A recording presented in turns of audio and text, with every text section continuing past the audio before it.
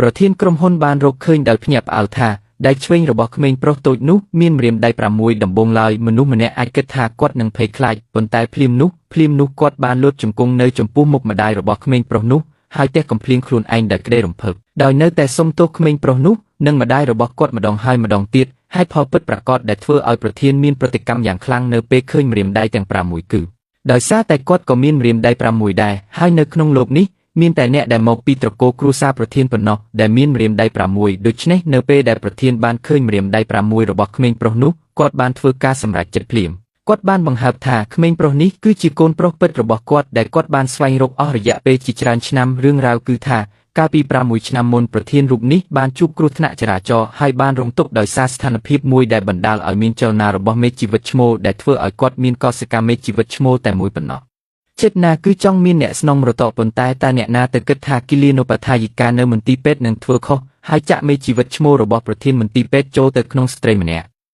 ់ពេលម្ដាយរបស់ប្រធានមន្ទីរពេទ្យដឹងគាត់ខឹងយ៉ាងខ្លាំងយ៉ាងណាមិញនេះគឺជាកូនចៅតែម្នាក់គត់របស់គ្រួសារលូដូច្នេះគាត់បានចេញបញ្ជាភ្លាមទៅកាន់ប្រធានមន្ទីរពេទ្យគាត់បានស្បត់ថានឹងរកស្ត្រីម្នាក់នេះឃើញប៉ុន្តែ6ឆ្នាំបានកន្លងផុតទៅហើយប្រធានាធិបតីនៅតែរកនាងមិនឃើញនៅពេលនោះគាត់មិនអាចទប់ចិត្តមិនឲ្យឆ្ងល់ថាតើនាងមិនបានសម្រាលកូននេះទេត្រកូលគ្រួសារមានម្រាមដៃ6ប្រសិនបើខ្ញុំរកក្មេងស្រីនេះមានម្រាមដៃ6នាងប្រកាសជាចៅពិតរបស់ខ្ញុំហើយប៉ុន្តែអ្វីដែលពួកគេមិនដឹងនោះគឺថាស្ត្រីនោះមិនត្រឹមតែបានផ្ដល់កំណើតឲ្យកូននោះទេថែមទាំងបានចិញ្ចឹមកូននោះទៀតផងទោះជាយ៉ាងណាក៏ដោយសារតែកូននោះកើតមកមានម្រាមដៃ6គាត់ត្រូវបានគេធ្វើបាបឥតឈប់ឈរនៅសាលារៀនដើម្បីរកប្រាក់សម្រាប់ការព្យាបាលកូនប្រុសរបស់គាត់គ្មានជំរឿអ្វីក្រៅពីអនុញ្ញាតឲ្យកូនប្រុសរបស់គាត់ធ្វើជាមិត្តលេងជាមួយកូនរបស់បុរសអ្នកមាននោះទេមុនពេលចូលទៅក្នុងផ្ទះគាត់បានដាក់ស្រោមដៃដោយចិត្តណាលើដៃស្ដាំរបស់កូនប្រុសគាត់ប៉ុន្តែពួកគេមិនដែលរំពឹងថាថៅកែរបស់ពួកគេនឹងក្លាយជាជីដូនបង្កើតរបស់ក្មេងប្រុសនោះទេដោយសារមិនអាចរកអ្នកស្នងមរតកគ្រួសារបានរយៈពេលយូរមកហើយនាងបានធ្លាក់ខ្លួនឈឺហើយយំយ៉ាងខ្លាំងរហូតដល់ងឹតភ្នែកដើម្បីបំបត្តិការចង់បាននេះនាងបានយកកុមារនេះពីមណ្ឌលកុមារកំព្រាមួយប្រហែលជាដោយសារតែអំណាចនៃចំណងគ្រួសារនៅពេលនោះអ្នកបម្រើបានព្រិចភ្នែកដាក់ចៅហ្វាយវ័យក្មេងដោយលើកទឹកចិត្តគាត់ឲ្យបន្តអង្វរដោយប្រើលេសថាក្មេងប្រុសនោះបានធ្វើឲ្យចៅហ្វាយវ័យក្មេងយំគាត់បានបញ្ជាឲ្យម្ដាយនិងកូនចាក់ចេញភ្លាមជាសំណាងល្អប្រធានបានត្រឡប់មកវិញទាន់ពេលវេលាពេលឃើញក្មេងប្រុសតូចប្រធានមានអារម្មណ៍សាំចម្លែកហើយសម្រេចចិត្តឲ្យក្មេងប្រុសនោះស្នាក់នៅមួយថ្ងៃដើម្បីធ្វើជាមិត្តលេងជាមួយចៅហ្វាយក្មេងទោះជាយ៉ាងណាក៏ដោយរូបរាងរបស់ក្មេងប្រុសនោះបានធ្វើឲ្យអ្នកបម្រើខឹងយ៉ាងខ្លាំងពេលល្បែងចប់អ្នកថែរក្សាផ្ទះបានរុញក្មេងប្រុសនោះចេញយ៉ាងប្រញាប់ប្រញោលប៉ុន្តែមានការភ្ញាក់ផ្អើលយ៉ាងខ្លាំងពេលដឹងថាក្មេងប្រុសនោះមានម្រាមដៃចំនួន6នៅលើដៃកូនសម្លាញ់របស់ម៉ាក់ឲ្យម៉ាក់បានឆ្លងកាត់ការលំបាកជាច្រើនដើម្បីបញ្ជូនកូនទៅមណ្ឌលកុមារកំព្រាហើយឥឡូវនេះកូនចង់ឲ្យស្ត្រីចំណាស់នោះចិញ្ចឹមកូនដែរមែនទេគ្មាននរណាម្នាក់នៅសល់ក្នុងគ្រួសារលូទេហើយចាប់ពីពេលនេះទៅទ្រព្យសម្បត្តិរបស់គ្រួសារលូនឹងជាកម្មសិទ្ធិរបស់យើងម្ដាយនិងកូនដើម្បីការពារក្មេងប្រុសមិនឲ្យជ្រៀតជ្រែកផែនការរបស់នាងស្ត្រីរូបនោះបានលួចយកសក់ក្មេងប្រុសម្នាក់ទៅធ្វើតេស្ត DNA ដោយមានបំណងប្រើបញ្ហាពីការភៀសពីកំណើតជាលេសគាត់ចង់ឲ្យជីដូនរបស់គាត់បញ្ជូនក្មេងប្រុសនោះទៅពិធីជប់លៀងខួបកំណើតថ្ងៃស្អែកប៉ុន្តែគាត់មិនបានដឹងថាគាត់កំពុងគប់ដុំធម្មតាជើងរបស់គាត់ទេនៅក្នុងពិធីជប់លៀងខួបកំណើតនៅថ្ងៃបន្ទាប់ក្មេងប្រុសនោះបានយកគ្រឿងឥស្សរិយយសដែលផលិតដោយដៃមួយមកជូនជីដូនរបស់គាត់ជាការជូនពរខួបកំណើតដោយមិននឹកស្មានដល់អ្នកបម្រើបានឆក់យកវាហើយស្រែកខ្លាំងឃើញបែបនេះម្ដាយរបស់ក្មេងប្រុសនោះក៏ប្រញាប់រើសយកគ្រឿងឥស្សរិយយសនោះហើយនិយាយថាវាជាសញ្ញាតូចមួយនៃសិទ្ធិឆន្ទៈពីកូនប្រុសរបស់គាត់ជីដូនហៀបនឹងនិយាយស្រាប់តែអ្នកបម្រើបានរំខានដោយនិយាយថាដល់ពេលកាត់នំខេកហើយ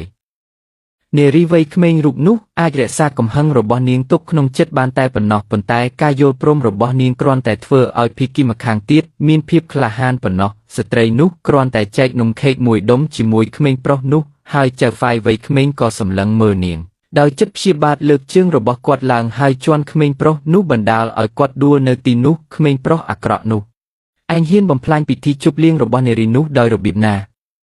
ឯងចង់ជេរនាងឲ្យស្លាប់ឆាប់មែនទេក្មេងប្រុសនោះស្រែកយ៉ាងរហ័សទាមទារការពន្យល់ដោយនិយាយថាចៅហ្វាយនេះវ័យក្មេងជាអ្នកជំពប់ដួលលើគាត់ហើយធ្វើឲ្យគាត់ដួលប៉ុន្តែអ្នកបម្រើមិនត្រឹមតែស្ដីបន្ទោសក្មេងប្រុសនោះចំពោះការចាប់ប្រកាន់មិនពិតរបស់ចៅហ្វាយនេះវ័យក្មេងនោះទេថែមទាំងជេរប្រមាថគាត់ទៀតផងដោយហៅគាត់ថាជាកូនកំព្រាឪពុកនារីនោះមិនអាចទ្រាំមើលបានទៀតទេហើយស្រែកខ្លាំងថាវាគ្រាន់តែជារឿងមួយប៉ុណ្ណោះតើចាំបាច់និយាយយ៉ាងឃោរឃៅបែបនេះទេ គាត់ត្រូវបានម្ដាយនិងកូនស្រីនេះបោកបញ្ឆោតគាត់បាននិយាយដោយទឹកមុខមានមោទនភាពខ្ញុំបានស៊ើបអង្កេតប្រវត្តិរបស់ក្មេងស្រីនោះរួចហើយសេដ្ឋីរូបនេះបាននិយាយថាគាត់មិនមានជីវិតឯកជនល្អទេគាត់ក៏បាននិយាយផងដែរថាក្មេងរូបពីសម្នាក់នេះជាមនុស្សចម្លែកម្នាក់នារីនោះស្ដាប់ហើយមើលទៅមិនជឿដើម្បីបញ្ជាក់ពីចំណុចរបស់ពួកគេអ្នកថែរក្សាផ្ទះបានប្រញាប់ប្រញាល់ចូលទៅបំបែកម្ដាយនិងកូនភ្លាម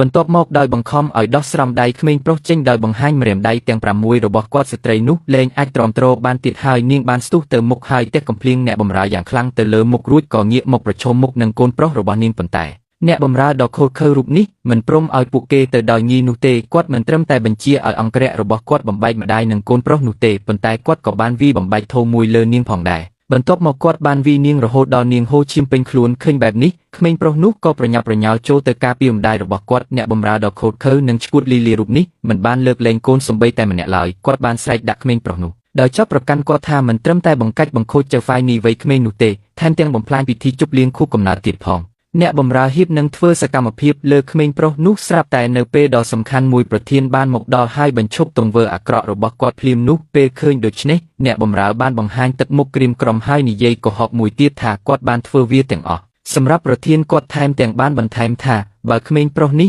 មិនមែនជាអរិយទេហេតុអ្វីបានជាគាត់ពាក់ស្រោមដៃរាល់ថ្ងៃប្រធានបានលើកដៃស្ដាំឡើងភ្លាម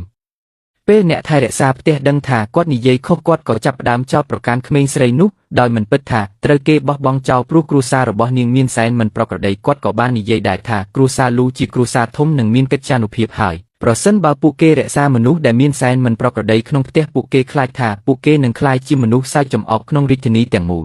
នាងក៏បាននិយាយផងដែរថានាងបានយកសំណាក់សក់ពីក្មេងប្រុសនោះរួចហើយសម្រាប់ធ្វើតេស្ត DNA ហើយលទ្ធផលនឹងចេញក្នុងពេលឆាប់នេះដោយឃើញពីភាពអាក្រក់និងបោកប្រាស់របស់នាងស្ត្រីនោះក៏សម្រេចចិត្តនាំកូនប្រុសរបស់នាងចេញទៅភ្លាម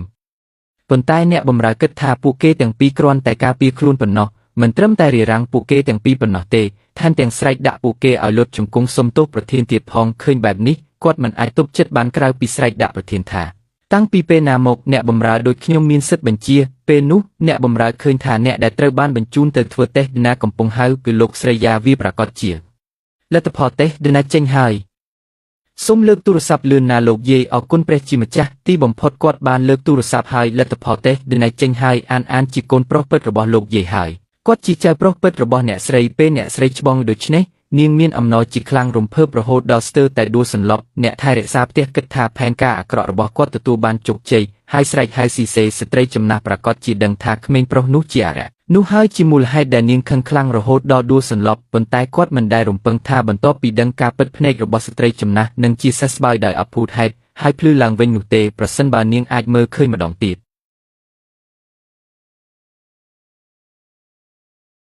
ចៅប្រុសជាទីស្រឡាញ់របស់ពុកឥឡូវឃើញហើយទីបំផុតកូនបានត្រឡប់មកគ្រួសារយើងវិញហើយកូនប្រុសរបស់យើងមានអ្នកស្នងរឹកហើយ